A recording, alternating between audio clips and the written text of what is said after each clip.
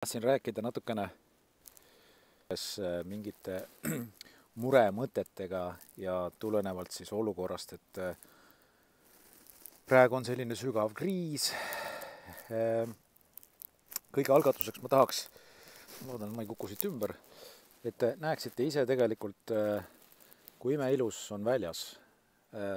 Inimesed uisutavad järvel, päike loojub ja meie ümber on puhas, ilus loodus, väljas on küll krõbe külm, aga siiski on siin lihtsalt imeilus. Ja mis see mõte on? Selle mõte on see, miks ma teile seda näitan, et mind tegelikult ajendas siin üks alles hiljaaegu kuuldud raadiosaade, kus reporter lähenes küsimusele nagu sellise nurga alt, et kui te lähete abi otsima, siis olge ikka kindlad, et ei lähe mingisuguse posija juurde ja et te saate õiget ravi ja õiget abi ja kõik selline kvaliteet. Ja ma tahaks selle nagu väga tugevalt ümber lükata, et selline sisu ei ole kindlasti õige. Et ei ole olemas sellist ravi või sellist raviarsti, kus te saate minna ja vaat see raviarst nüüd on nii-öelda selgeltnägija ja vaatab, et ahah, okei, selge pilt, et see mees, see naine, et selline mure, vaat see tablett ja ma ei tea, saanaks või prilluks või mis iganes ja asi korras. Nii see ei käi.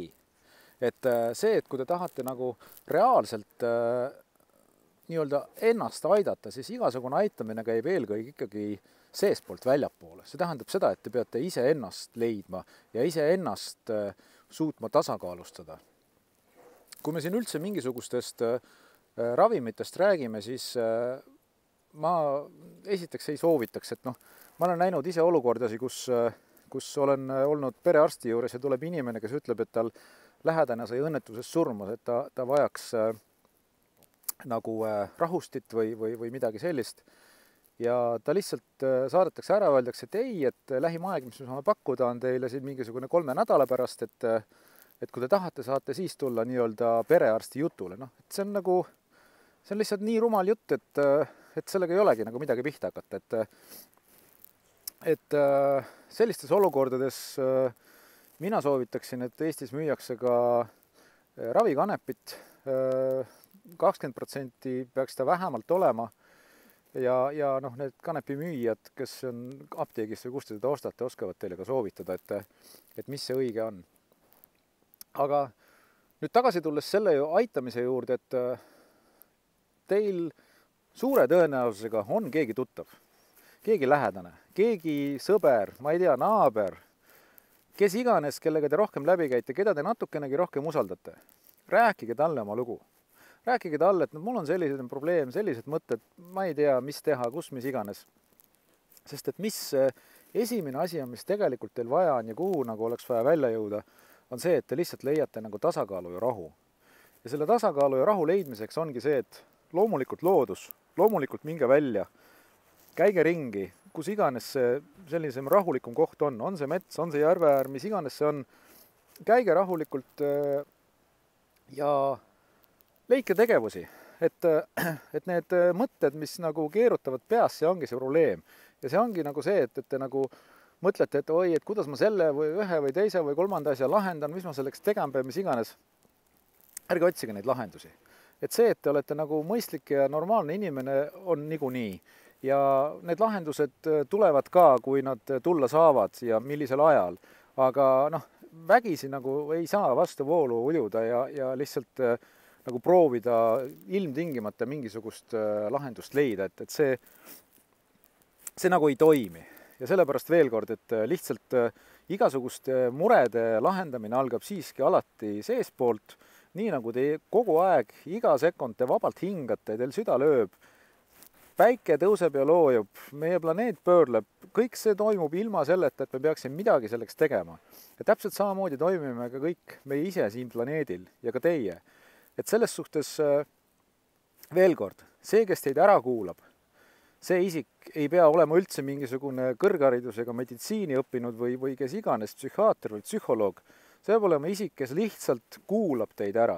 ja selle kuulamise juures tekibki see efekt, et teil on olemas mingi peegel, kus te saate võib-olla mingit tagasisidet ja olgem ausad, et kui see tagasiside on selline, mis tundub ikkagi teile negatiivne või selline, et noh, et see ei sobi ja on kuidagi, ma ei tea, kas pealetükkiv või mis iganes see on, te tunnete selle ära. Ja kui te selle ära tunnete, siis te lihtsalt loobute sellest ja te leiate teise lahenduse, leiate kellegi, kelle juures uuesti kuulate midagi teistmoodi. Ja siis niimoodi ongi, et saate oma sisemises lihtsalt ise leida nagu täpselt selle lahenduse, mis teil vaja leida on. Ja see võtab aega. See ei ole nii, et nüüd, et nagu vanasti räägiti, et kui, ma ei tea, inimene on 8 tundi maganud, et siis ta on välja maganud. Et see on samasugune loll jutt nagu see, et nüüd, et kui teil on mingisugune mure, et vaat, et okei, et nüüd teete rahuliku nädalavahetus, on kõik korras. Et ei ole, Aga see tahab endaga töö tegemist. Aga kui seda nagu rahulikult võtta ja rahulikult teha ja ilma igasuguse mingisuguse aja limiidi seadmiseta selles suhtes, et nüüd, et mul, ma ei tea, et jälle, et hakata nagu kahepidi mõtlema, et okei, et aga mul on see probleem vaja lahendada, ma ei tea, järgmise nädala kolmapäevaks või mul on 2 nädalat aega. Kui te niimoodi asjal lähenete, siis see ei vii mitte kuhugi. Et te peate ikkagi võtma täiesti eraldi, et üks asi, kui te tahate midagi lahendada ja suudate seda teha, see on veel omaette küsimus, sellepärast et sõltub ju inimese olukorrast, et paljud inimesed lihtsalt on sellises olukorras, nad ei suuda üldse midagi teha, nad ei suuda mõelda ka mitte midagi, null. Et see ikkagi sõltub täiesti, mis parasjagu olukorras te olete, et te ei saa ka ennast võrrelda nagu teistega, et vaata, et aga tema suudab ja mina ei suuda ja kõik siuksed võrdlusmomendid ja asjad jätke lihtsalt unustage täiesti ära, et igaüks on enda eest, mis maailmas toimub, ei ole tegelikult üldse teie asi, igaüks elab oma elu. Ja selles suhtes, et kas kuskil on kriis või seda kriisi ei ole või kuskil on sõda või ei ole, niiga kui see otseselt teid ei puuduta, ei ole see ka teie probleem.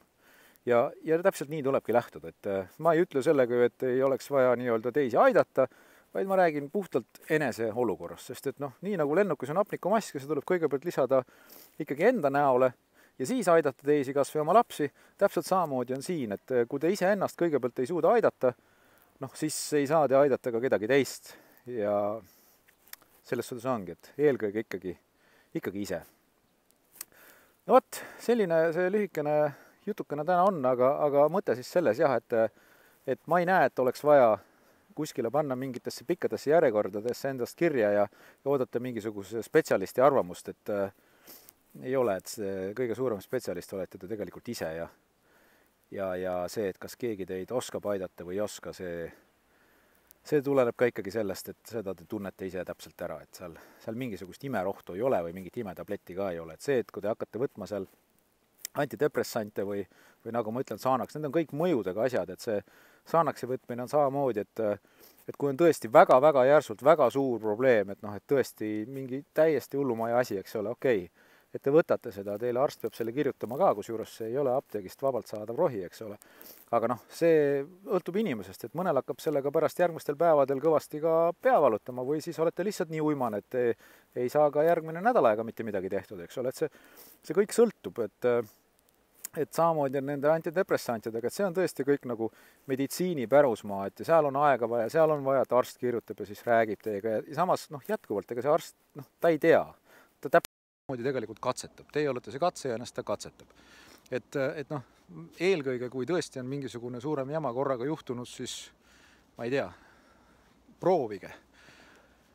Kas te saate kuskilt selliseid ravimeid arsti kaudu kiiresti ja kui see ei õnnestu, siis ma soovitan jätkuvalt, et kasutage alguses kanepit, et kanep ei tekita teile mingisugust sõltuvust, see, mis siin on räägitud, on teine kanep ja need on see, mis on nagu psühholoogiline, me räägime siin rahustavast kanepist, et need on täiesti erinevad asjad ja nii ongi, aga lõpetuseks, kõige suurem abi olete teile ise. Minge välja. Minge kõndige, rahunege maha ja võtke kohe korralikult aega. Võtke aega, vaadake ümberringi, mis te näete. Puud, lumi, loodus, linnud, oravad, mis iganes.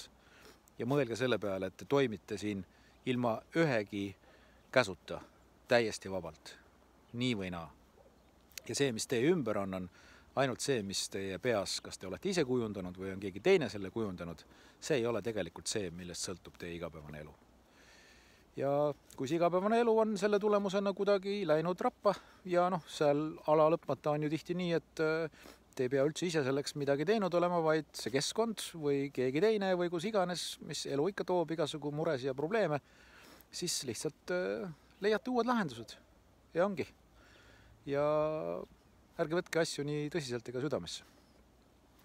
No nii, selleks korraks kõik ja kõigile siis nii-öelda julgust ja rõõmu südamesse ja toimetage ise ja te teate, et te ise oletegi tegelikult see kõige parem meditsiin. No nii, olgu, kõike head ja järgmise korrani!